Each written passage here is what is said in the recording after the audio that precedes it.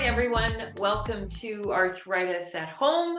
I'm really honored to be here today with Dr. Terri-Lynn Fox as we head towards National Day for Truth and Reconciliation in Canada. Welcome to the studio, Dr. Fox. Okay, thank you, Cheryl. Nistilgok Abby Kwikmadaki. I'm going to take just a second to introduce our audience to you, and then let's dive in and talk about September 30th.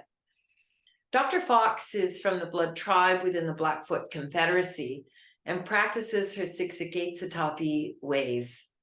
Dr. Fox has a bachelor's degree in psychology, a master's degree in sociology, and a doctoral degree in education. Her thesis focus was on Indian residential schools and the specific perspectives of the Blackfoot Confederacy people on the experiences of survivors of Blackfoot Confederacy from 6 residential schools. And Dr. Fox is both directly and indirectly affected by Indian residential schools. Your parents are survivors. And you are also a survivor of an Indian day school yourself. And from an arthritis perspective, you're a person who lives with rheumatoid arthritis. So from our audience to you, Dr. Fox, we thank you for joining us today to talk about a very special day for Indigenous peoples and all peoples on Turtle Island. Yes, thank you, Cheryl. You know, I'm getting used to you introducing me, and I'm honored as an Indigenous woman and scholar and a person living with arthritis for many years. I'm still dumbfounded at what I've accomplished in light of that, and you know, having children and raising them and living with RA for over 30 years. It's a testament, I think, to the faith I have and our traditional ways and our ceremonies, the voices of our ancestors, and most often my grandmother, and as well as the observations I've had over the years. So really being at this point, you know, sharing with Cheryl and the team and viewers and participants, it's an honor to be able to share my personal story most often, and what this National Day for Truth and Reconciliation means, what it might look like in communities and in organizations across Canada, really looking at honoring the survivors and remembering the children. I think at my current work, we do that every day in the work that we do, whether it's counseling, whether it's community events, very specific support groups. It means a lot, and that doesn't mean I'm saying it's enough. All I'm saying is we're on this path together. And for me personally, you know, I continue to honor my parents and all the members of Blackfoot Confederacy who survived, who shared their stories, who shared their stories with me doing the research I did, and who continue to support us and educate us moving forward towards truth and reconciliation as a collective. You know, you use at the start of your comments there the word ceremony, and I've learned from you that ceremony isn't just, you know, attending an event, you know, being in a seat, standing in a crowd. It really, ceremony is so much more than that. Ceremony can be what we're thinking of at that moment, standing in that circle, sitting in that chair, rising from bed every day, and what you see in first glance. You know, what do you do? What are the things you do to get into your day. All of those things, as you've taught me, are to Indigenous peoples part of ceremony. And when I think about September 30th and honoring the lost children, really commemorating their lives as they knew them, so many cut so short. I think that the ceremony, as you said, it's not just ticking, boxes off and saying we did this, these calls to action or in progress or whatever. The ceremony is in opening our hearts and actually experiencing from your eyes, from your voice, from your hearts, what this National Day for Truth and Reconciliation means. And so for me, as a non-Indigenous person, my ceremony is always to say, where is my heart? Where's my heart in this conversation? What does the knowledge I've gained, or what knowledge do I have to relearn to change the way my heart is with this topic, with this person, with this community? And I think about all the things going on in communities, Dr. Fox, across the land and on your own land, on your own reserve. Tell us what some of the things you're doing on September 30th. And I know all week has been Truth and Reconciliation Week across Turtle Island. So tell us some of the things that you're doing from both a professional and a personal perspective. Thank you. Well, professionally, we don't just have one activity, and it's not just September 30th. It's a lot of the work is due to the aftermath of the effects of Indian residential schools. So continuing to heal, continuing to educate and support our members each and every day is ongoing. This week, however, we have three days of activities. So our first day is leading up to the second and third day. So we're acknowledging through pamphlets and print documents of who we are with our work and what we do and how we support. But we're also providing some bagged lunches for members to come while supplies last. Also orange t-shirts that have Every Child Matters on one of the logos we have, and our current organization, our logo. We have some treat bags for children, as well as orange toques that say Every Child Matters. And then we have pre-packaged beading kits that adults can bead, and it's an orange shirt. So they have that for themselves. So it's not just about enabling per se, but it's about being active. A lot of people bead because we become patient. It provides us to calm our minds down, to calm down. So that's one intent we wanted to have for the first day. Just being happy, joyful, excited that we're here. We have survived, we have overcome, is a testament to our 60 gates to be strength. Our second day is celebrating our day treatment program and our 100th session. So over the last 2 years, we've operated our day treatment program.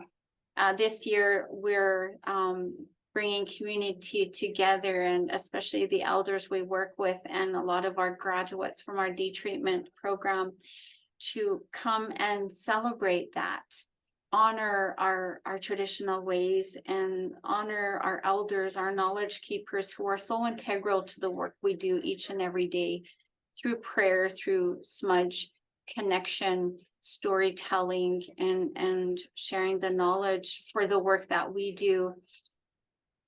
Also we're gifting and feeding, which is always good.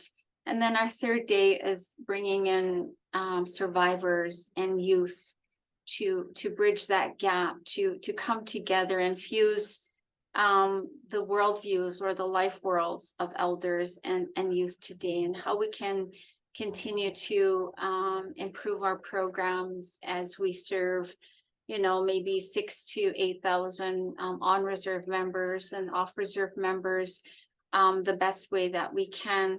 So that's our week. For our department, we do acknowledge the national holiday, so we will have a holiday the Monday after.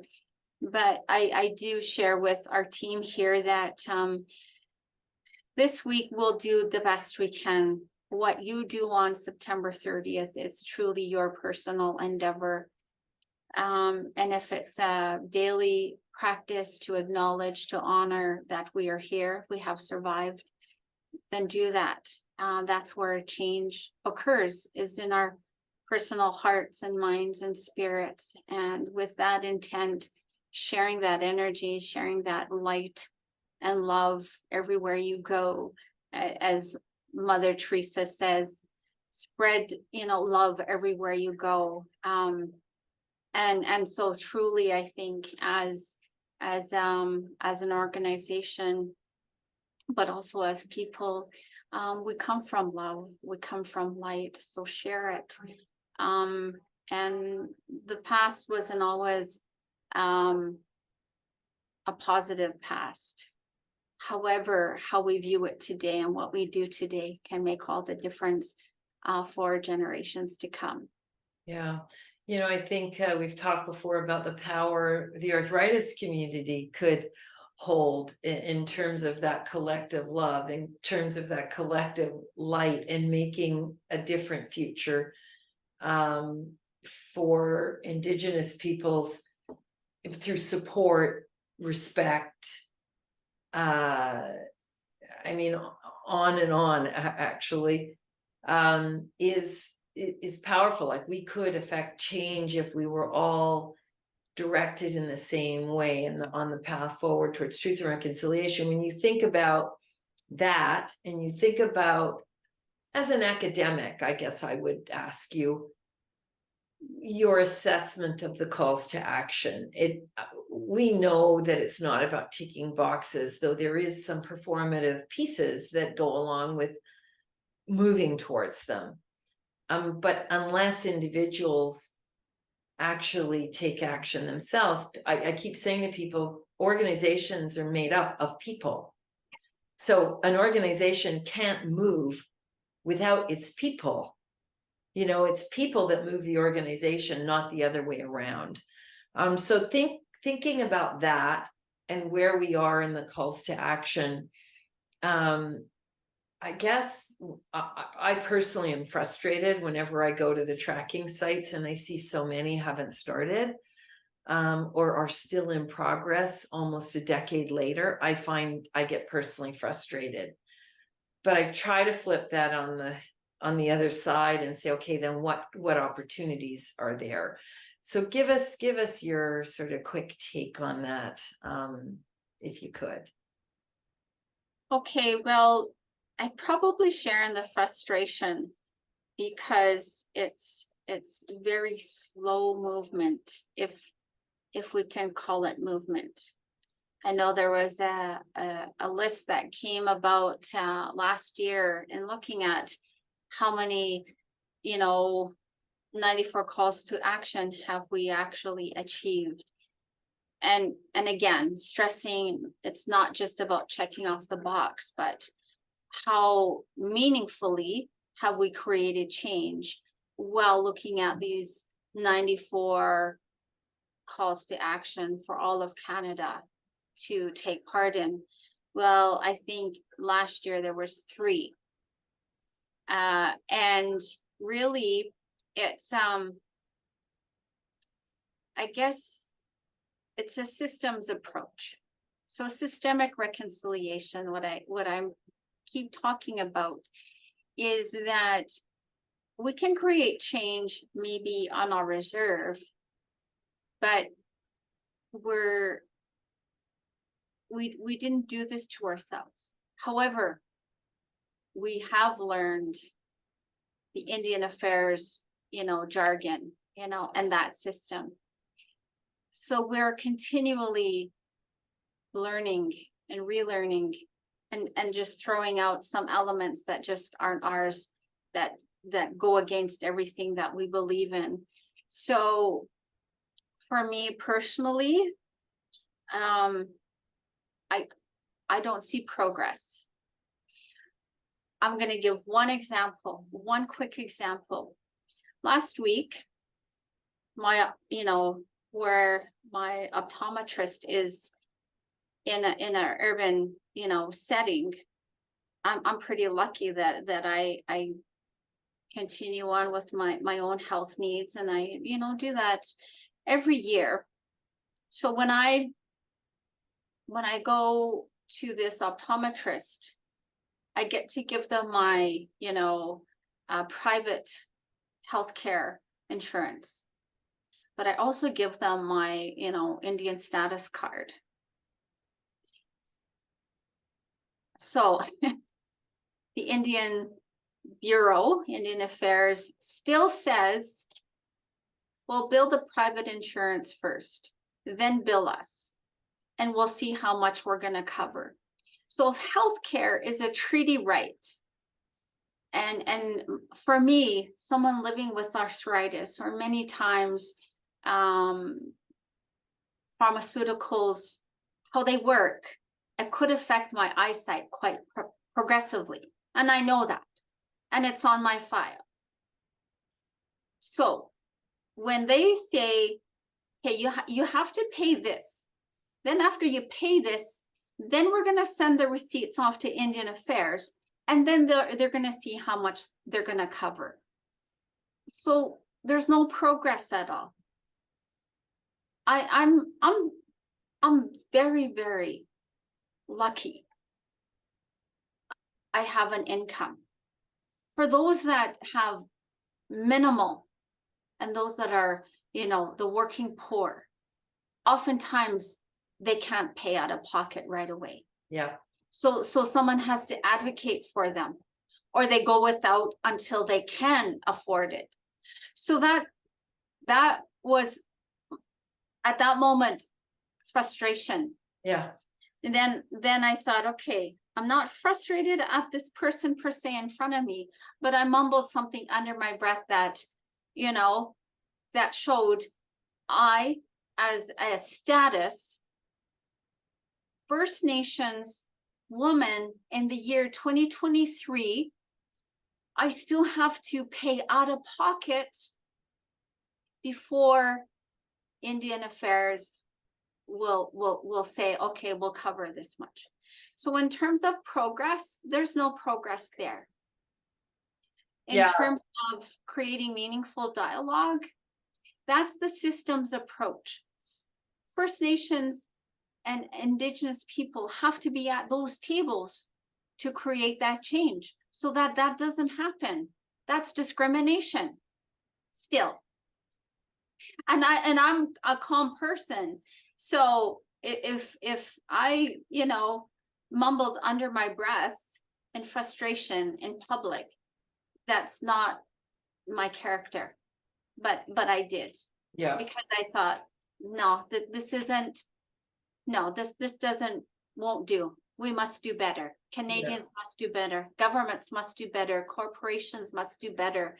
Those that have these private health care for Blood Tribe Health Department, we must do better. They must do better to serve us. So that's where I'm at with the progress. Yeah, and I think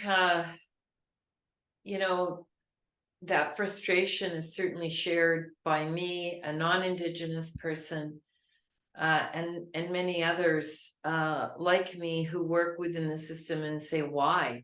Why, if we have this report and we have these really clearly articulated signposts, have we not made progress? And underlying, I guess, is the will to make it happen. And the will happens when individual people say, I am committed to taking action to fulfill these calls to action. And I guess that's what's so fundamental to the work we've been doing with you. Yes, our organization in arthritis and the Arthritis Community Learning Circle is coming together. But it's actual individual human beings who make change, and it can happen faster if more of us come together to make that change. I want to say to you, Dr. Fox, that one of the great guides for us has been a site, Indigenous Watchdog. They have a website that tracks. There's also the CBC website, which is also very good. We try to find Indigenous resources, though, that are tracking against the progress. So we encourage our viewers to check that out, and also to visit on now on September 30th and every day before and after APTN, which is the Aboriginal Peoples Television Network, which was the creation of which was one of the calls to action, was to create something by, for, and of Indigenous peoples. And their website is a really good resource for September 30th. Taking part in online activities matters just as much, especially for a community marked by disability, which is the arthritis community. So we encourage you to go to aptntv.ca, and specifically you can search for their National Day for Truth and Reconciliation activities. We encourage you to visit that. And then, of course, you can use whatever is your preferred search engine online to find in-person activities that are in your neighborhood, in your community. And I guess I would say to our viewers, Dr. Fox, is when you go, don't just go and stand there. Walk up to an Indigenous person and introduce yourself and tell them why you're there. Tell them you are there to help make change. Remembering it's not their job to reconcile, it's your job as a non-Indigenous person to reconcile. And the resources that our community, working with you, Dr. Fox, has created, the Arthritis Call to Action. So if you're looking for ways to get involved, not just on September 30th, but every day of the year, we encourage you to visit that website. And we want to just thank you so much, Dr. Fox, for joining us on what is a very important day, a very important week in the lives of Indigenous peoples. We want to thank you for your leadership. We want to wish you very well in all of the activities going on reserve for you with your colleagues and with the members of your tribe, in particular, the Bud tribe. So thank you very much, Dr. Fox. We wish you well. Thank you. It's been an honor and a pleasure, Cheryl. Thank you. And thanks for tuning in. We hope you found this episode interesting, thought-provoking, and action-stimulating. We'll see you next time.